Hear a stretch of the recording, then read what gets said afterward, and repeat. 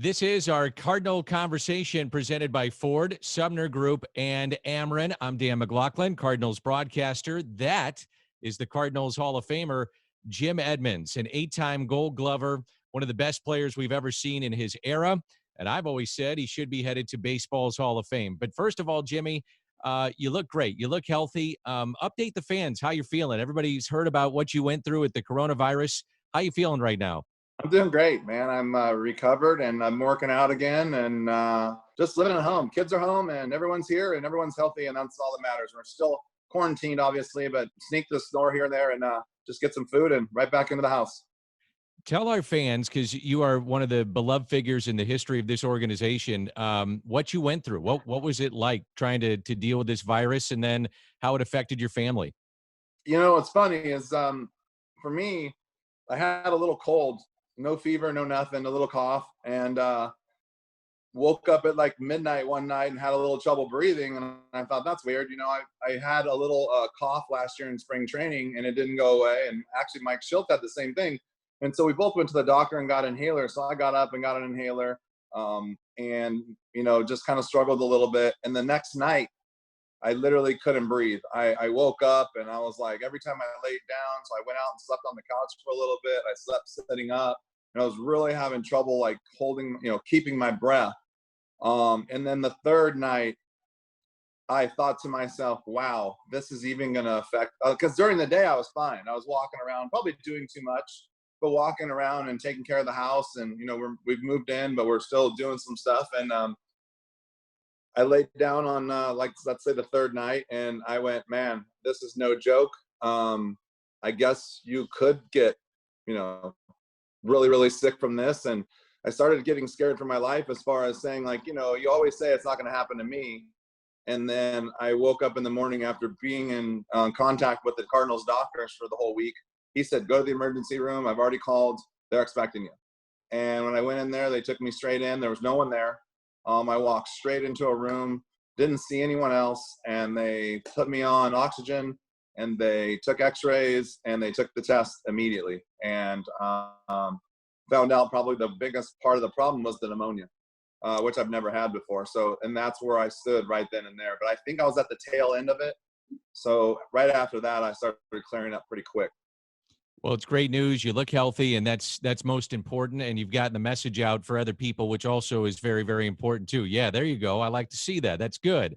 But one of the things that we wanted to do, because we always do it during our games, is kind of get inside your brain as being a great defensive player, one of the all-time great players. And so let's take the minds off of fans for what's happening in our lives and talk a little baseball. So we have compiled some of your best catches, and they are remarkable plays.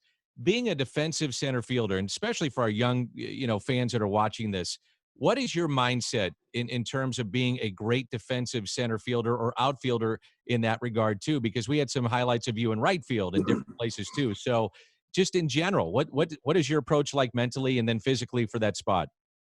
Basically, I tried to know, and this is no secret, pitchers and the hitters and kind of what pitch sequence is coming. But I always believe I was just putting myself in the right position to be where the ball was going to end up on every given pitch. And it's that intensive where I'm looking for the sign. I know who's hitting. I know who's pitching. So I'm already kind of where I want to be. And I'm taking those last couple steps as that pitch is crossing the plate, knowing this is going to be a slider or this is going to be a fastball in.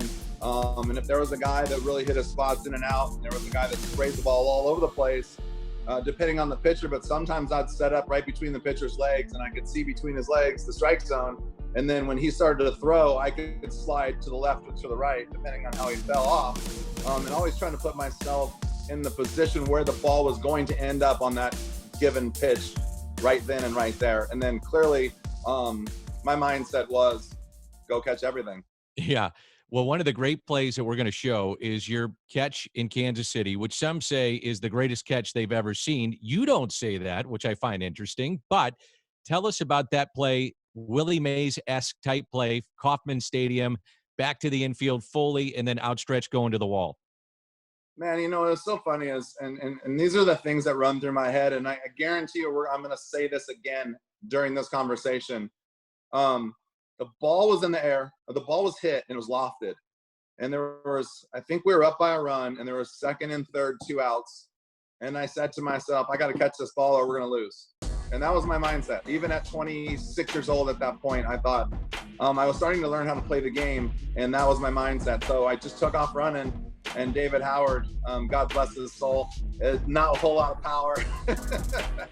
and I know he lives in Florida now, close to Jupiter, actually. And, the ball lofted up there, and it was kind of so high and died down. You'd almost think the wind was blowing.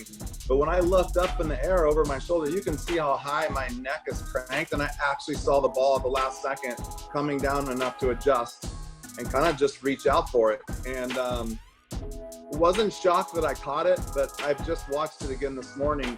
And I do remember seeing it my old glove. I didn't have a really good pocket like I did when I got to the National League, and it started to roll out. And I was like, oh no, you don't. I'm not going this far. That was one of my biggest pet peeves, was to run all that way and then dive and then either have it tip off my glove or actually pop out of the glove. You see that happen a lot. And I wasn't gonna let that happen. And so that was where the reaction came from.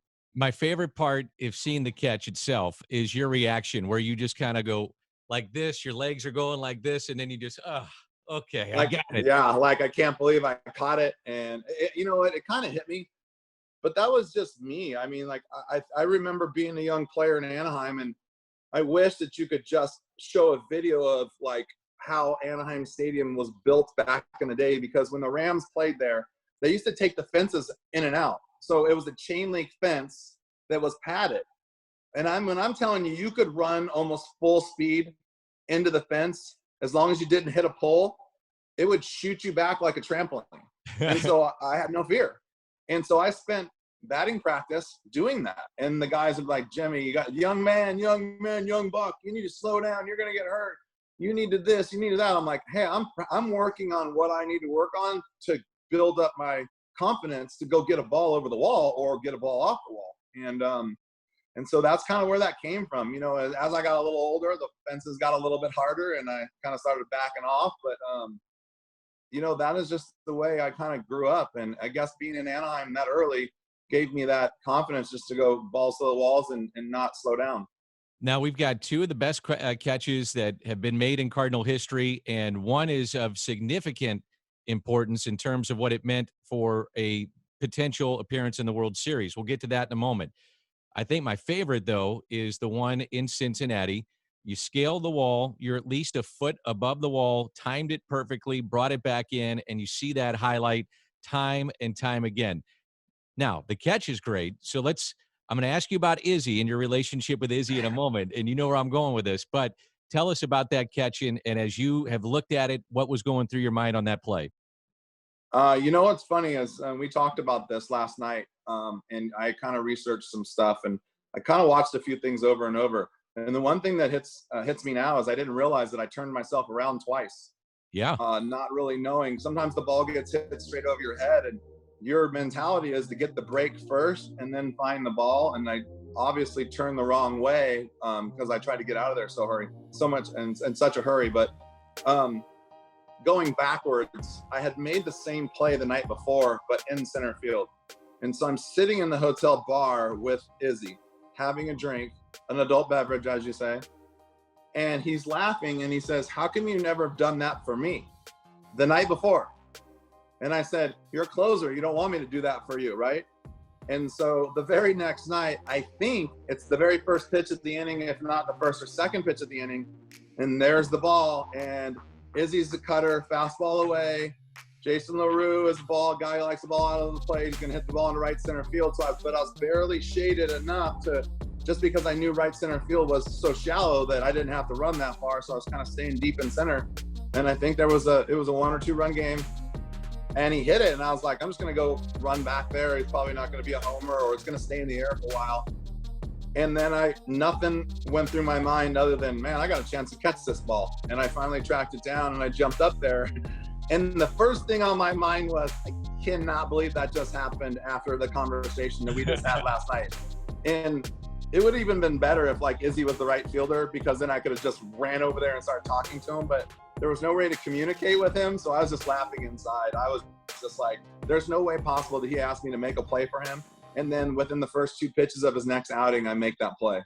So is that why you had the reaction that you had? Was it more about, hey, Izzy, here it is, or was it more like showing the umpire, everybody else, hey, I got the ball? You know me, I go Izzy. get the ball, I'm going to get the ball, right?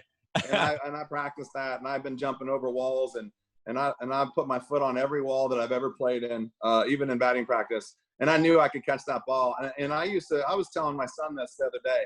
I used to sit around as I got older and visiting ballparks while they were hitting. And I would tell some of the veterans and guys I knew, I was like, you're going to have to hit it further than that, or I'm going to go up there and catch it. And those are the kind of things that I would say to guys. And that's the kind of stuff they would laugh about. But that was strictly me laughing.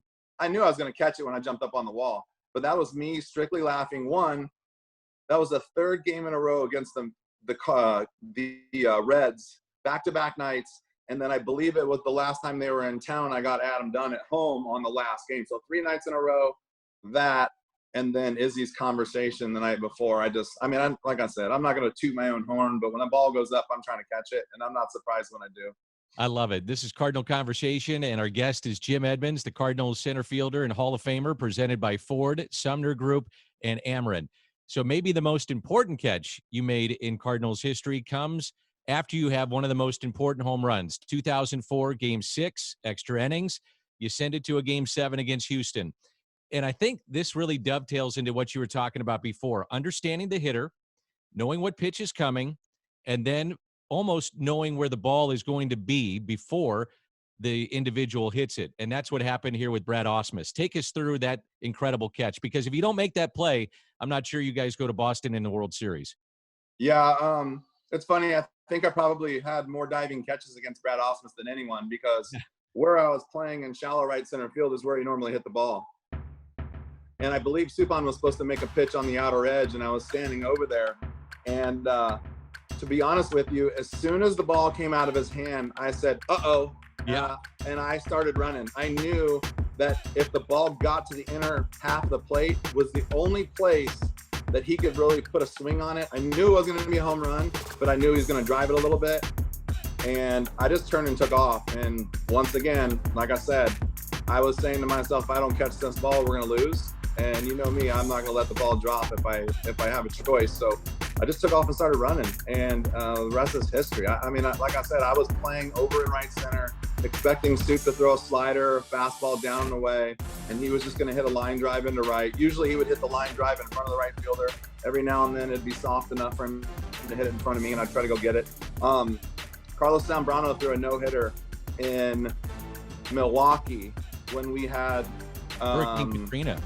Yes, and Houston was there. Yep. And in that game, I made a diving catch against Brad Ausmus in really shallow right center field, and he looked like he wanted to run out there and kill me. I bet he did. But to your point, you actually started going towards right center as the pitch is being made. So you didn't wait until the ball was being hit. You started right away. Yeah, as soon as the ball left Jeff's hand, I kind of opened up to left center and kind of turned my shoulders a little bit, like as I'm watching this play develop as the ball is coming in. And for me, I could tell when the ball is either going to go that way or if the ball is going to go that way. And as soon as I see this happens, and even if I open up my hips, I'm gone. It's probably not all the time that I'm actually running before the ball's hit, but my body is squared up and already in position to take off. And I used to love when they would bring in highlights and the low camera from home would catch me in the background, and they would say, oh, we saw you take 2 steps before the ball's hit, or you were already on the move and your feet were in the air before the ball was actually struck by the hitter. So, that's a really good compliment. That's a very hard position to catch the pitcher and the center fielder, but every now and then it was pretty cool to see. Cardinal Conversation, Jim Edmonds, presented by Ford, Sumner Group, and Ameren. Jimmy, I'll wrap it up with a couple more questions. Of all your great plays, the home runs, the catches that we're talking about here, what are you most proud of with all those plays? And is there one that stands out for you? You know what? I'm most proud of my career. I'm most proud of being a Cardinal. I'm most proud of being able to hold my head up at the end of today and say that I could have probably done more, but I did bust my butt on the field day in and day out for that organization. And I just appreciate it. I don't know if I'm most proud of of anything other than that.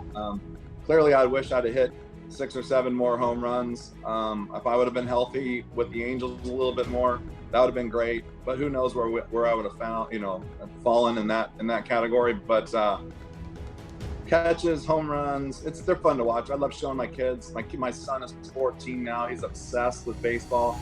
I'm just a regular person. I had a blast playing the game, and I'm blessed. I'm so lucky, and I'm hoping that I can pass that down. So before we let you go, then you got to show us all your awards behind you. What do you got behind you? Can you show us? Oh, well, my office is a complete disaster, but I'm starting to put some things together. So I have a Silver Slugger, which I was lucky enough to win. My very first Cardinals jersey ever that I ever put on, 2000. And then these stupid gold things that they painted and gave to me. I don't know what they're for, but I had this little area made for them, and they're on display right there. But it's kind of cool. I mean, like, you can look around at this mess, but there's my first, the only Angels jersey that I could find. My Angels jersey, one of the only ones that I ever had framed. And then stuff is cool. I love, and I'm going to show you around my office. So I just found this in a box, and this was a jersey that Alex Rodriguez gave me. And I have a ton of this stuff in storage. But I actually bought this, Danny Mac. You're going to appreciate this. This is my BP jersey from the Angels. I bought this online off a guy who was selling it on eBay. And he asked me, did you cut your jerseys, or is that a myth? And I said, I want that jersey. How much? And I actually think I paid $200 for it.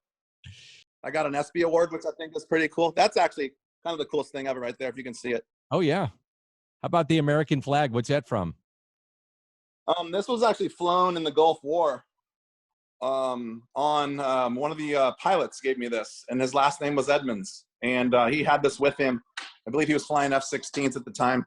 And just a lot of stuff. I mean, I'm embarrassed to show you what's going on in here, but not a lot of baseball stuff anymore. You can see little Landon down there. Yeah. I got a couple of guitars signed by Eric Church and Jason Aldean and a couple of my friends.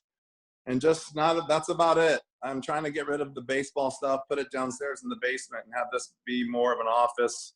Other than that, and my gold gloves, this will be an area for my kids and pictures for my family and stuff. Well, that's awesome. And I know that Landon will love it for the rest of his life. And hey, thanks for doing this, man. I miss you. It's great seeing you. You're in good health, and I can't wait to do some games with you. I miss seeing you.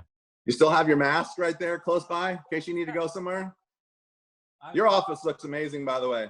Oh, well, thank you. I'm always representing the Cardinals. I saw like a 75-year-old lady at Costco this morning with that same thing on their face. Well, I figured it fits the part, Jimmy. That's my partner right there. Jimmy, great to see you. And you need to get one of these. I have some bandanas, and I actually had some lady made us some of those from the cleaners.